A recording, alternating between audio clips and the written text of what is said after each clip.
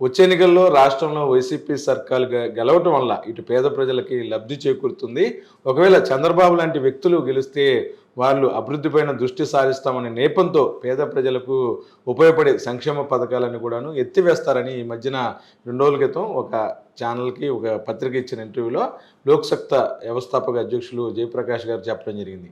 ఈ అంశం మీద మనతో మాట్లాడతాకి సీనియర్ జర్నలిస్టు, ఎడిటరు, అలాగే press academy media chairman Kommineni Srinivas గారు ఉన్నారు. సార్ నమస్తే. మొత్తమే కూడాను ఆంధ్రప్రదేశ్లో జరుగుతున్న అభివృద్ధి లక్షల కోట్ల రూపాయలు, అంటే వితౌట్ కరప్షన్ లేకుండా కూడాను పథకాలు అందిస్తున్న తీరుని చాలాసార్లు లోక్సత్తా వ్యవస్థాపక అధ్యక్షులు జయప్రకాష్ అభినందించారు. ఈ నేపథ్యంలో నిన్న 2 రోజుల క్రితం రీసెంట్గా మాట్లాడినారు, చంద్రబాబు వస్తే కనుక ఈ పథకాలన్నీ ఆగిపోతాయి అన్నారు.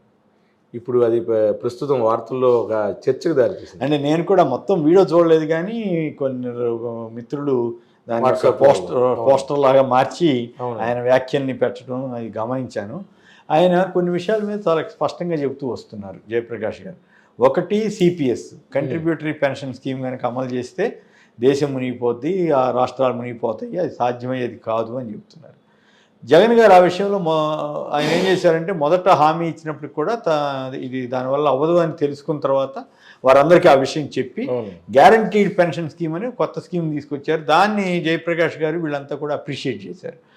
ఆ నేపథ్యంలో చంద్రబాబు గారికి జగన్ గారికి ఉన్న తేడాని బహుశా ఆయన పరోక్షంగా వివరించినట్టుగా నాకు అనిపించింది. అదేమంటే, జగన్ గారు తను చెప్పిన హామీలని సక్సెస్ఫుల్గా నెరవేర్చారు, చంద్రబాబు గారు పెద్ద సీరియస్గా తీసుకోడు ఆయన ఇచ్చిన హామీని అని చెప్పడం కూడా ఆయన ఉద్దేశం అయి ఉండాలి.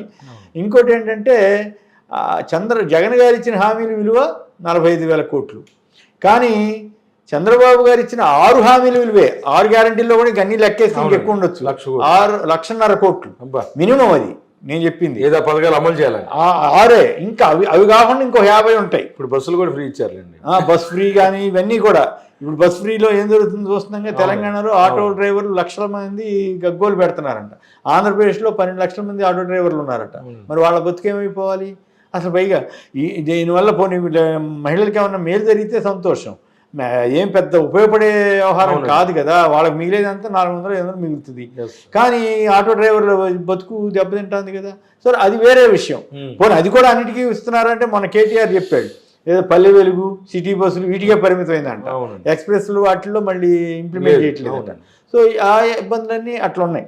ఇక్కడ పాయింట్ ఏంటంటే, జగన్ గారు తాను ఏవైతే నవరత్నాలని చెప్పారో వాటన్నింటినీ అమలు చేసి చూపించాడు. అదే చంద్రబాబు గారు వస్తే అవి ఇంప్లిమెంట్ చేయడు, పైకి చెబుతున్నప్పటికి కూడా అవి చేయడనే ఇండైరెక్ట్గా చెప్తున్నారు. ఎందుకు చెప్తున్నారంటే, చంద్రబాబు మాట తప్పటానికి పెద్ద ఇబ్బంది పడ్డు అనేది ఆయన ఉద్దేశం. ఎందుకంటే గత అనుభవం ఉంది కదా, 1,00,000 కోట్ల రుణమాఫీ చేస్తానని చెప్పి చేయలేదు కదా, 15,000 కోట్లు చేసి పైగా రైతుల్ని మీరు ఆశపోతులని తిట్టాడు కదా. సో అట్లాంటి పరిస్థితిలో ఈయన ఇప్పుడు జగన్ గారు 45,000 కోట్లు అంటే వీళ్ళు 1,50,000 కోట్లు ఇవ్వాలి. దాని మీద ప్రస్తావన వచ్చినప్పుడు ఆయన ఎవరో అడిగినట్టున్నారు, యాంకరు అడిగితే, చంద్రబాబు గారు ఎందుకు చేస్తాడు సార్, ఇస్తానని చెప్తాడు, తర్వాత పక్కన పడేస్తాడు, ఏమి ఆయన అంత తెలివి తక్కువడు కాదు అన్నాడు. అంటే తెలివి తక్కువడని కాదు ఇక్కడ అర్థం, అంటే ఆయన పెద్ద హామీలు నెరవేర్చే విషయంలో అంత సీరియస్గా ఉండడు అని చెప్పటం. ఇంకోటి మీలాంటి వాళ్ళు దగ్గరగా చూశారు, అందులో అనుమానం ఏముంది. ఇప్పుడు మీరు ఆశ్చర్యపోతారు, ఆయన ప్రైవేటైజేషన్ చేశాడు, 54 కార్పొరేషన్లు ఎత్తేసాడు. ఆయన ఎత్తేసినప్పుడు కొన్ని వేల మంది ఉద్యోగాలు పోయినాయి, బీఆర్ఎస్ అనో ఇంకోటనో మొత్తమే తీసేశారు. తీసేస్తే అప్పుడు ఏమన్నారు, అసలు ఇంత సంస్కరణవాది, ఇంత గొప్ప నాయకుడు ఆయన కాబట్టి చేశారన్నారు. మళ్ళీ అదే పెద్ద మనిషి వచ్చి ఏమంటాడు, ప్రభుత్వ రంగ సంస్థలని ప్రైవేటైజ్ చేస్తున్నారని వీళ్ళని ఎదుటి వాళ్ళని అంటాడు. కాంగ్రెస్ టైంలో ఏదైనా జరిగితే వాళ్ళని తిడతాడు. సో ఇవన్నీ ఇప్పుడు విశాఖపట్నం స్టీల్ ప్లాంట్ ఉంది, ఈయనైతే ఎప్పుడు ప్రైవేటైజ్ చేస్తుండే దీనికి అవకాశం ఉంటే, ఈయన ఇప్పుడు ఏమంటాడు, ఈయన 54 సంస్థలను ప్రైవేటైజ్ చేసిన ఆయన అక్కడికి వచ్చేసి అసలు ప్రైవేటైజేషన్ వ్యతిరేకం, మేము విశాఖ నాశనం చేస్తున్నారు, ఎవరిని జగన్ గారిని తిడతాడు. విచిత్రంగా ఆయన ఏమో వ్యతిరేకం, అప్పుడు వ్యతిరేకమే, అప్పుడు ఆయన రాజకీయాల్లోకి వెళ్ళాడు. రాజశేఖర రెడ్డి గారు వాళ్ళంతా కూడా వాటిని వ్యతిరేకించారు. నిజాం షుగర్స్ ఏమైంది, అప్పుడు ఈ టైంలోనే కదా ప్రైవేట్ వాళ్ళకి ఇచ్చారు, అది నిలబడలేదు చివరికి. మరి ఇప్పుడు చంద్రబాబు గారు ఖాతా వేస్తారా, ఎవరికి వేస్తారు? కానీ చంద్రబాబు గారు అందరి మీద వేస్తారు, తను మాత్రం తీసుకోండి.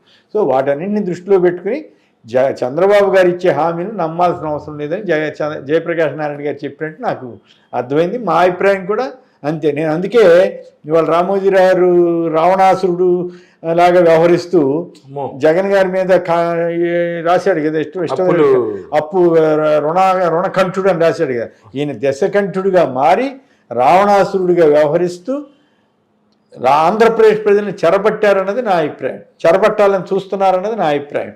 నేను ఎట్లా కూడా ఆంధ్రప్రదేశ్ ప్రజల మీద కక్షగట్టి ఏదో రకంగా ఇబ్బంది పెట్టాలని. నేను జయప్రకాష్ నారాయణ గారు చెప్పిన దానికి సమాధానం ఇవ్వమనండి. వీటన్నిటికీ ఎన్ని లక్షల కోట్లు అవసరం అవుతుంది? జగన్ గారేమో అమలు చేసి చూపించాడు, ఆయన చెప్పిన దాని మేరకు పరిమితంగా అంతవరకు. ఇది అదే నాశనం అని రాశావు కదా. చంద్రబాబు గారు ఏకంగా 1,50,000 కోట్లు అంటున్నారు. 1,50,000 కోట్ల దగ్గర ఆగదు. ఉదాహరణ తెలంగాణలో కాంగ్రెస్ ఇచ్చిన గ్యారంటీలు ఎట్లా అమలు చేయాలో తెలియక అర్థం కాక తలపట్టుకు తిరుగుతున్నారు. 100 రోజుల కార్యాచరణ అన్నప్పటికి కూడా అది అంత తేలిగ్గా అయ్యేటట్టుగా లేదు. ఎందుకంటే అక్బరుద్దీన్ ఓవైసీ గారు చాలా ఇంట్రెస్టింగ్ స్పీచ్ ఇచ్చారు.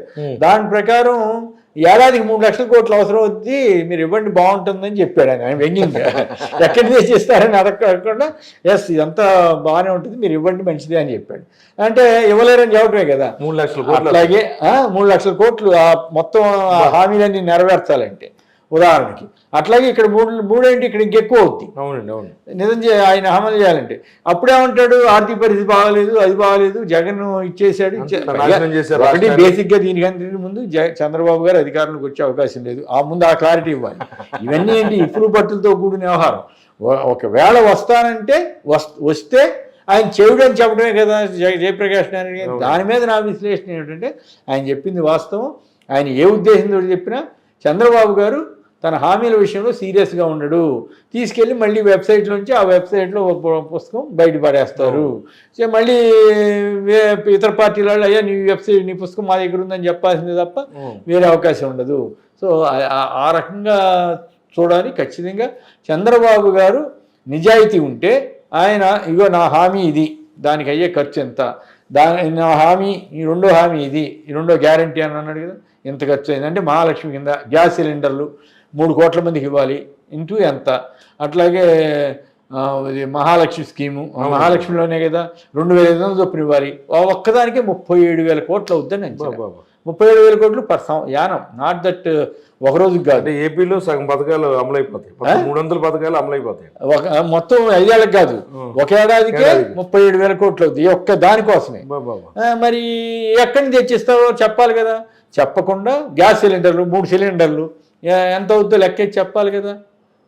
ఫ్రీ బస్సు ఎంత అవుద్ది, దానికి ఆర్టీసీకి ఎట్లా భర్తీ చేస్తావో చెప్పాలి కదా. అట్లాగే ఇంకా అనేక స్కీములు అనౌన్స్ చేశాడు కదా. నిరుద్యోగ వృత్తి 4,000 అన్నాడు కదా.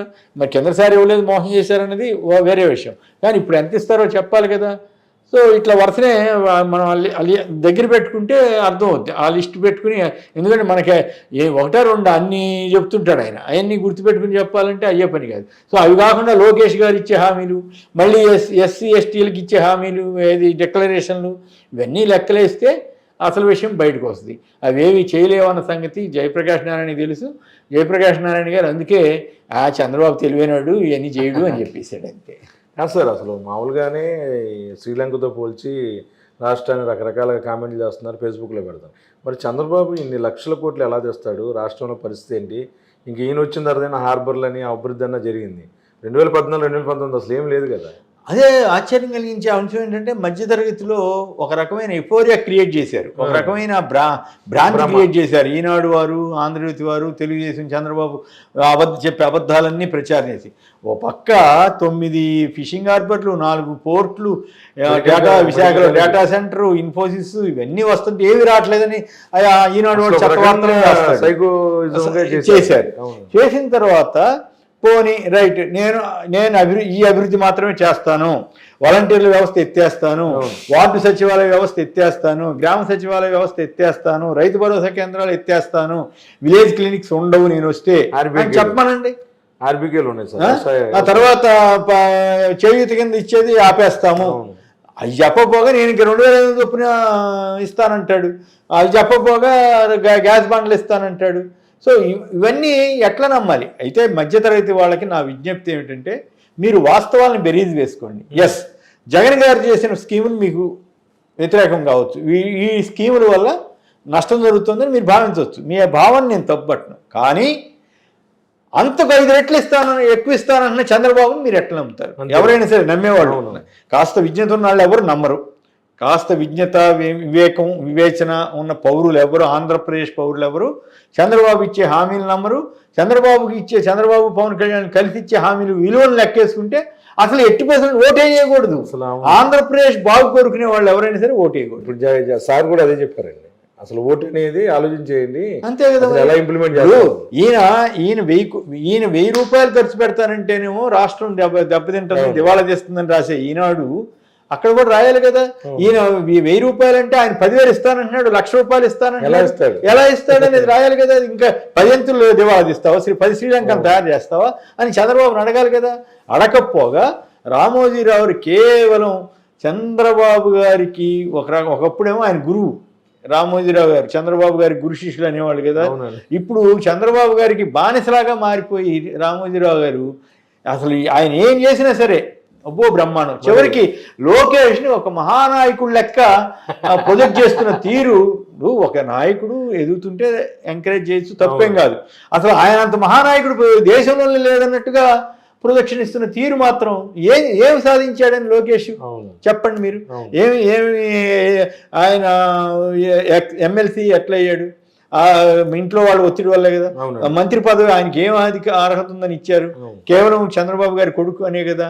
ఆ తర్వాత మంగళగిరి టికెట్ ఇచ్చారు, ఓడిపోయాడు కదా.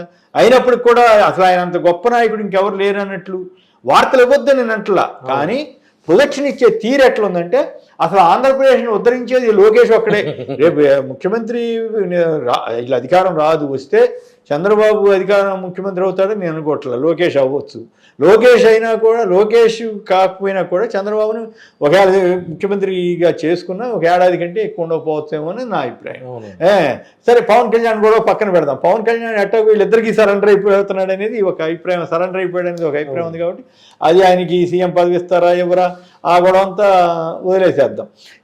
కానీ ఇక్కడ పాయింట్ ఏంటంటే ఈ రకంగా చంద్రబాబు గారు చేస్తున్న హామీల విలువను లెక్కేసుకోకుండా మధ్యతరగతి వాళ్ళు కానీ, అబోవ్ మధ్యతరగతి వాళ్ళు కానీ, ఎందుకంటే కింద స్థాయి వాళ్ళ నాకు ఆశ్చర్యం వేస్తుంది. దాన్ని మీరు సపరేట్గా కూడా తీసుకోవచ్చు. మొన్న గ్రామంలో వెళ్తే రెస్పాన్స్ ఎలా ఉందో, గుడివాడ దగ్గర పోలిమెట్ల అని ఒక విలేజ్ ఉంది. మా బంధువులు ఒక ఆవిడ ఎవరు చనిపోతే, అంటే పెత్తందారులు పేదలు, నేను అక్కడికి వెళ్ళా. అక్కడికి వెళ్తే కొందరు కాస్త మోతుబరులు వాళ్ళు కూడా ఉంటారు కదా, కాస్త వాళ్ళు మరి అదిగానే ఉన్నారు. బట్ వాళ్ళు నాతో ఏం పలకరించడానికి ఏం పెద్ద ఆసక్తి కనపరచలేదు. తప్పేం కాదు, వాళ్ళ ఇష్టం అది. నేను కూడా కూర్చున్నాను. తర్వాత ఎవరో పరిచయం చేసినప్పుడు మర్యాదగానే మాట్లాడారు, అంతవరకు అయిపోయింది. కానీ ఆశ్చర్యం ఏంటంటే కొంతమంది దళితులే అనుకుంటున్నాను నేను, దళితులు లేదా బలహీన వర్గాలు, అంతవరకు నాకు అర్థమైంది. ఎందుకంటే నీరు కావి పంచి మామూలుగా అట్లా కొంత పేదరికం కనపడతా ఉంటుంది కదా, వాళ్ళు కొందరు వచ్చి ఐడెంటిఫై చేసి నన్ను గుర్తుపట్టి, యాక్చువల్గా నేను 1 ఇయర్గా టీవీలో షో నడపట్లేదు, కాకపోతే టీవీలో కనపడతా ఉండొచ్చు, అది వేరే విషయం. సోషల్ మీడియా ఇంటర్వ్యూలు ఇస్తుండొచ్చు, వేరే విషయం. కానీ మీరు సాక్షిలో షోకి వస్తారు కదా సార్ అని చెప్పి, మీరు చేస్తారు కదా అని చెప్పి వాళ్ళు అడిగి నాతోటి చాలా సేపు ముచ్చటించి మాట్లాడారు. సరే మంచిది బాబు నేను చెప్పి పంపించేసాను. నాకు అర్థమైంది, ఓహో వీళ్ళంతా జగన్ గారి అభిమానులే అనేది. అంటే చూసారా సార్ గ్రామాల్లో ఎలా ఉందో? అంటే అన్నీ తిరగలేదు, నా అనుభవం చెబుతున్నాను. జగన్ గారి అభిమానులు అనే సంగతి అర్థమైపోయింది. అర్థమైన తర్వాత ఒక అతను సడన్గా ఇంకో అతను వచ్చాడు, చూసి గుర్తుపట్టి మీరు సాక్షి టీవీలో వస్తారు కదా సార్ అన్నాడు. అవునా, చేయబట్టుకున్నాడు. సార్ జగన్ గారు గెలుస్తారు కదా సార్, గెలుస్తారు కదా, జగన్ గారిని జాగ్రత్త చూసుకోవాలి సార్, జగన్ గారు జాగ్రత్త సార్. నేను ఆశ్చర్యపోయా.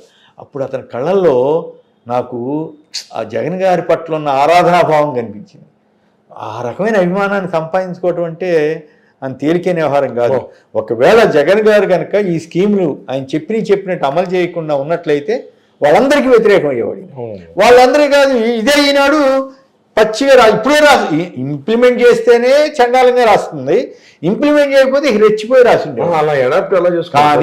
కానీ పేదల్లో ఆ రకమైన భావజాలం నాకు, ఆ రకమైన ఆరాధన భావం నాకు కనిపించింది. ఇది నేను వ్యక్తిగతంగా చూసినటువంటి అనుభవం తప్ప నేనేం అబద్ధం చెప్పాల్సిన అవసరం నాకు లేదు.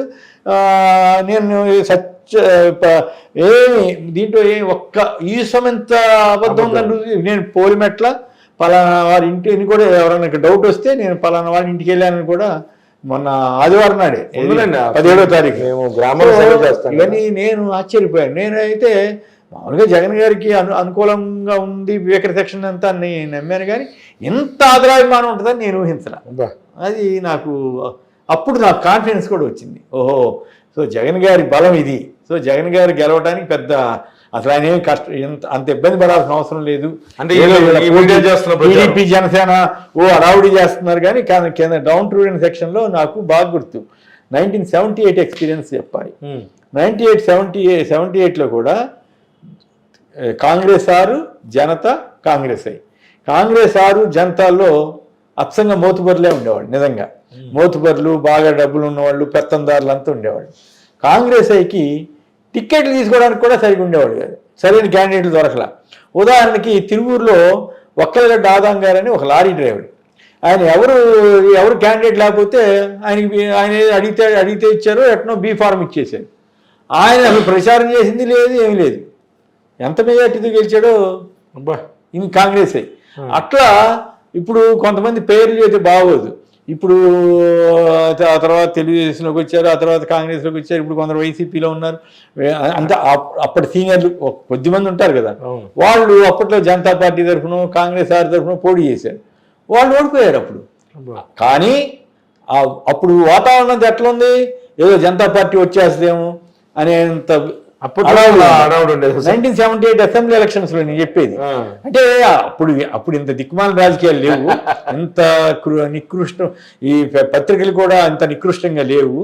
అది ఆ రోజు పరిస్థితి వేరు. అప్పుడు యాంటీ కాంగ్రెస్ అయినప్పటికి కూడా ఈనాడు మరి ఇంత అరాచకంగా ఇంత అసహ్యంగా రాయలే. కాంగ్రెస్ వ్యతిరేకంగా రాసి ఉండొచ్చు, కానీ బట్ వాస్తవ పరిస్థితికి దగ్గరగా రాయడానికి ప్రయత్నం జరిగేది, అది వేరే సంగతి. కానీ అప్పుడు జరిగింది ఏమిటి, సెక్షన్స్ మొత్తం ఎస్సీ, ఎస్టీ, బీసీ, మైనారిటీ, ఈ వేకర్ సెక్షన్స్ ప్లస్ అగ్రవర్ణాల్లోని పేదలు మొత్తం ఇందిరాగాంధీ గారికి వేసేసారండి ఓట్లు, ఇందిరా కాంగ్రెస్కి. అసలు చూస్తే రిజల్ట్ వచ్చేసరికి మొత్తం తిరగబడింది. పెత్తందారులంతా ఓడిపోయారు మొత్తం. అసలు గుర్తు ఎవరు పడితే వాళ్ళు గెలిచిపోయారు. ఏది వేవ్ అనమాట. సో అట్లా సైలెంట్ మెజారిటీ అంటారు. అంటే ఆ రోజు దళితులు ఎవరు బయటకు వచ్చేసి మేము ఈ కాంగ్రెస్ ఈ తరఫున ప్రచారం చేస్తాం, లేకపోతే హడావుడి ఏమీ లేదు, పీస్ఫుల్గా అంత హడావుడి కూడా లేకుండా అట్లా ఇస్తారు, సైలెంట్గా వేస్తారు. హడావుడి చేసిందేమో జనతా పార్టీ, కాంగ్రెస్ ఓట్లు పడిందేమో కాంగ్రెస్ అయ్యి. అంటే ఏమిటి, ఆ రోజు పెత్తందారులు పేదవాళ్ళకి జరిగిన పోటీలో పేదలు గెలిచారు. వాళ్ళు మాట్లాడినంత మాత్రాన ఓట్లు లేవని అనుకోవక్కర్లేదు. ఇప్పుడు సరిగ్గా నాకైతే అదే ఎక్స్పీరియన్స్ అనిపిస్తూ ఉంది వైసీపీకి. ఎట్లా సైలెంట్ మెజారిటీ. ఇప్పుడు రోజు ఈనాడు రామోజీరావు రంకిలేస్తుంటాడు, రాధాకృష్ణ అరుపులు పెడబొప్పలు పెడుతుంటాడు, ఏదో అయిపోయినట్టుగా, ఏదో ప్రాబ్లమ్స్ ఉన్నాడు, కొందరు రంకిలేస్తుంటారు కదా, అట్లా రంకిలేస్తుంటారు. TV5 లో పిచ్చి పిచ్చిగా మాట్లాడుతుంటారు. వాళ్ళందరూ అట్లా అరుస్తూ ఉంటారు. కొంతమంది పెద్ద వాళ్ళందరూ వచ్చి తెలుగుదేశం తరఫున ప్రచారం చేస్తుంటారు. ఇవన్నీ జరుగుతున్నాయి కదా. పవన్ కళ్యాణ్కి అండగా కొంతమంది తయారవుతున్నారు, పెద్ద తెలుగుదేశం వాళ్ళని వీళ్ళని. లేదు, చంద్రబాబు పవన్ కళ్యాణ్ కలుస్తుండొచ్చు. ఇవన్నీ ఒకటైతే కానీ అసలు పేదలు, ఈ బలహీన వర్గాలంతా ఒకటవుతున్నారు. వాళ్ళు సైలెంట్ మెజారిటీగా ఉంది. అది కనుక అట్లాగే ఎస్టాబ్లిష్ అయిపోతే జగన్ గారిని కొట్టే పరిస్థితి ఉండదు, జగన్ గారిని ఎదిరించే పరిస్థితి ఉండదు. ఆయన గెలుపు తథ్యం అనేది నాకు ఏర్పడిన అభిప్రాయం. Okay sir, thank you. మొత్తమే కూడాను ఆంధ్రప్రదేశ్లో పేద ప్రజలు గెలిచే అవకాశాలు అయితే స్పష్టంగా కనిపిస్తుంది అంటున్నారు కొమ్మినేని. ఏదైతే పేద ప్రజలకు అందుతున్న సంక్షేమ పథకాలు కానీ, ఏదైతే ఆయన కొన్ని ప్రాంతాల్లో పర్యటించినప్పుడు అక్కడ ప్రజలతో మాట్లాడిన సందర్భాలు ఇవన్నీ కూడాను, అక్కడ ఉన్న పరిస్థితులు అంటే గ్రౌండ్ లెవెల్లో ప్రజలతో నేను మాట్లాడలా, ఎస్పెషల్లీ దళిత వేకర్ సెక్షన్స్ వాళ్ళు, ఎస్పెషల్లీ వేకర్ సెక్షన్స్ వాళ్ళు వచ్చి నన్ను పలకరించి జగన్ గారు జాగ్రత్త సార్ అని చెప్పి అవునవును. అంటే నన్ను చూడంగానే జగన్ గారు గుర్తుకొచ్చాడు. అవునండి. అంటే వాళ్ళు నన్ను కూడా ఓన్ చేసుకున్నారు జగన్ గారి వల్ల. నన్ను నేనే జగన్ గారి పక్కన రోజు మీరే పోరాటం చేస్తూ ఉంటారు. పోరాటం కాదు, అంటే జగన్ అంటే అలాగే సార్, వాస్తవాలు చెప్పడం వల్ల. క్రెడిబిలిటీ ఆ స్థాయిలో ఉందని చెప్పడానికి. అంటే ఎల్లో మీడియా మీద యుద్ధం మీరే కదా చేసేది. అందుకని ఖచ్చితంగా వచ్చే ఎన్నికల్లో వైసీపీ సర్కార్ గెలిచే అవకాశాలు అయితే చాలా స్పష్టంగా ఉంటుంది.